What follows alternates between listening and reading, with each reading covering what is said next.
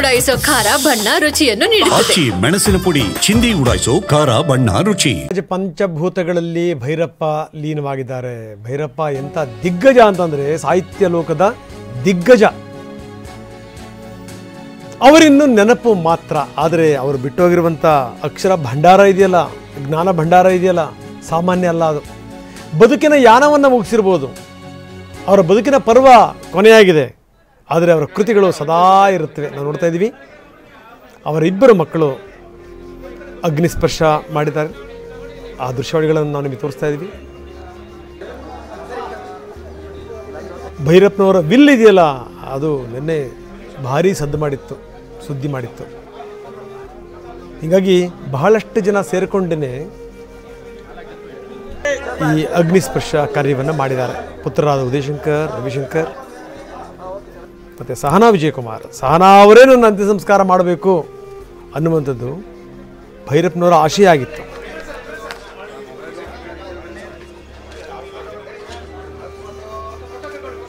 ನಾವು ತೋರಿಸ್ತಾ ಇದ್ದೀವಿ ಆ ದೃಶ್ಯಾವಳಿಗಳನ್ನು. ಚಾಮುಂಡಿ ತಪ್ಪಲಿನ ಚಿತಾಗಾರದಲ್ಲಿ ಅವರ ಅಂತ್ಯ ಸಂಸ್ಕಾರ ಆಯಿತು. ವಿಧಿವಿಧಾನಗಳನ್ನು ನೆರವೇರಿಸಿದರು. ಬ್ರಾಹ್ಮಣ ಸಂಪ್ರದಾಯದ ಪ್ರಕಾರ ಅವರ ಅಂತ್ಯ ಸಂಸ್ಕಾರ ಆಗಿದೆ. ಚಿತೆಗೆ ಅವರಿಬ್ಬರು ಪುತ್ರರು ಅಗ್ನಿಸ್ಪರ್ಶ ಮಾಡಿದರು. ಜೊತೆಗೆ ಸಹನಾ ವಿಜಯಕುಮಾರ್ ಕೂಡ ಸೇರಿಕೊಂಡರು. ಸಹನಾ ಅವರೇ ನನ್ನ ಅಂತ್ಯ ಸಂಸ್ಕಾರ ಮಾಡಬೇಕು ಅನ್ನುವಂಥದ್ದು ಅವರ ಹೆಬ್ಬೈಕೆ ಆಗಿತ್ತು. ಅಷ್ಟೆಲ್ಲ ವಿಲ್ಲಲ್ಲಿ ಬರೆದಿಟ್ಟಿದ್ರು. ನೋಡಿ, ಹೆಣ್ಣು ಮಕ್ಕಳು ಈ ಅಂತ್ಯ ಸಂಸ್ಕಾರದಲ್ಲಿ ಪಾಲ್ಗೊಳ್ಳಬೇಕು ಅನ್ನೋ ವಿಚಾರಕ್ಕೆ ಸಂಬಂಧಪಟ್ಟಂಗೆ ನನಗೆ ಕ್ಲಾರಿಟಿ ಇದೆ, ನನಗೆ ಆ ವಿಚಾರಕ್ಕೆ ಸಂಬಂಧಪಟ್ಟಂಗೆ ಸತ್ಯ ಗೊತ್ತಾಗಿದೆ.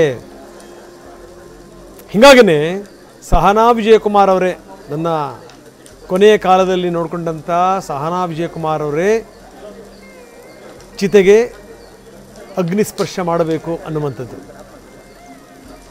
ಸೊ ಆ ಆಸೆ ಕೂಡ ಈಡೇರಿದೆ. ಯಾಕಂದರೆ ಅವರಿಬ್ಬರು ಮಕ್ಕಳು ಕೂಡ ಇದ್ದರು. ಆದರೆ ಆ ಸಂದರ್ಭದಲ್ಲಿ ಸಹನಾ ವಿಜಯಕುಮಾರ್ ಅವರನ್ನು ಕರೆದು ಎಲ್ಲರೂ ಒಟ್ಟಿಗೆ, ಬಹುಶಃ ಇನ್ನೊಬ್ಬರು ಆ ಗಡ್ಡ ಬಿಟ್ಕೊಂಡಿರುವಂಥವ್ರು ಮೋಸ್ಟ್ಲಿ ಅವರ ಮೊಮ್ಮಗ ಅಂತ ಅನಿಸುತ್ತೆ, ವಿದೇಶದಲ್ಲಿ ಇದ್ದರು ಅವರ ಪುತ್ರ. ಅಂತ್ಯ ಸಂಸ್ಕಾರಕ್ಕೆ ಅಂದರೆ ತಂದೆ ನಿಧನದ ವಾರ್ತೆ ಕೇಳಿ ಬಂದಿದ್ದರು ಅವರು ಲಂಡನ್ನಿಂದ. 4 ಜನ ಅಗ್ನಿಸ್ಪರ್ಶ ಮಾಡಿದರು. ಸಕಲ ಸರ್ಕಾರಿ ಗೌರವಗಳ ಜೊತೆಗೆ ಭೈರಪ್ಪನವರ ಅಂತ್ಯಕ್ರಿಯೆಯನ್ನು ನಡೆಸಲಾಗಿದೆ. ಎಲ್ಲರ ಕಣ್ಣಲ್ಲಿ ನೀರು. ನಿಜಕ್ಕೂ ಏನು ಅಂತಂದರೆ ಸರಸ್ವತಿ ಪುತ್ರ, 2 ಮಾತಿಲ್ಲ. ಏನಾದರೂ ಈ ಯಾವಾಗ ಪುಸ್ತಕ ಬರ್ತವೆ ಅಂತ ಕರ್ನಾಟಕ ಜನ ಕಾಯ್ತಾ ಇದ್ರು ಅಂತಂದರೆ ಭೈರಪ್ಪನವರ ಪುಸ್ತಕಗಳಿಗೋಸ್ಕರ. ಬಂದಂಥವು ಬಿಸಿ ದೋಸೆ ಥರ ಬಿಕ್ರಿ ಆಗಿಬಿಡ್ತಾ ಇದ್ವು, ಖಾಲಿ ಆಗಿಬಿಡ್ತಾ ಇದ್ವು. 2 ತಿಂಗಳಲ್ಲೇ ಮರುಮುದ್ರಣಗಳು ಮತ್ತೆ 10, 15 ಬಾರಿ, 25 ಬಾರಿ. ಕಂಡು ಕೇಳರಿಯದ ಮಟ್ಟಿಗೆ ಮುದ್ರಣ ಕಂಡಿವೆ.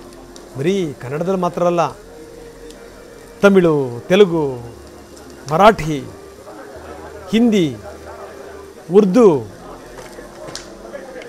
ಇಂಗ್ಲೀಷ್, ಬಹುತೇಕ ಭಾಷೆಗಳಲ್ಲಿ ಅಕ್ಷರ ಹೆಂಗೆ ಬೆಸೀಬೋದು ಅನ್ನಲಿಕ್ಕೆ, ಅಕ್ಷರ ಹೆಂಗೆ ವಿಸ್ತರಿಸಬಹುದು ಅನ್ನಲಿಕ್ಕೆ ಬೆಸ್ಟ್ ಎಕ್ಸಾಂಪಲ್ ನಾವು ನೋಡ್ತಾ ಇದ್ದೀವಿ.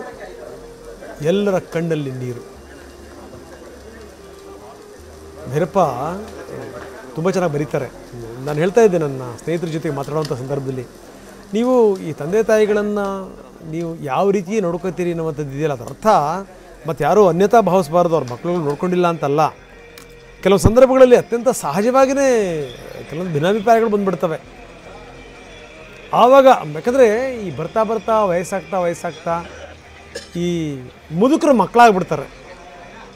ಅವ್ರ ಮನಸ್ಸು ಕೂಡ ಮಕ್ಕಳ ರೀತಿ ಮನಸ್ಸು. ರಚ್ಚೆ ಹಿಡಿತಾರೆ, ಹಠ ಮಾಡ್ತಾರೆ, ಗಲಾಟೆಗಳನ್ನು ಮಾಡ್ತಾರೆ. ಪ್ರತಾಪ್ ಸಿಂಹ ಅವರ ಪತ್ನಿ ಕೂಡ ಕಣ್ಣೀರಿಡ್ತಾ ಇದ್ದಾರೆ. ನಾವು ದೃಶ್ಯಗಳನ್ನು ನೋಡ್ತಾ ಇದ್ದೀವಿ.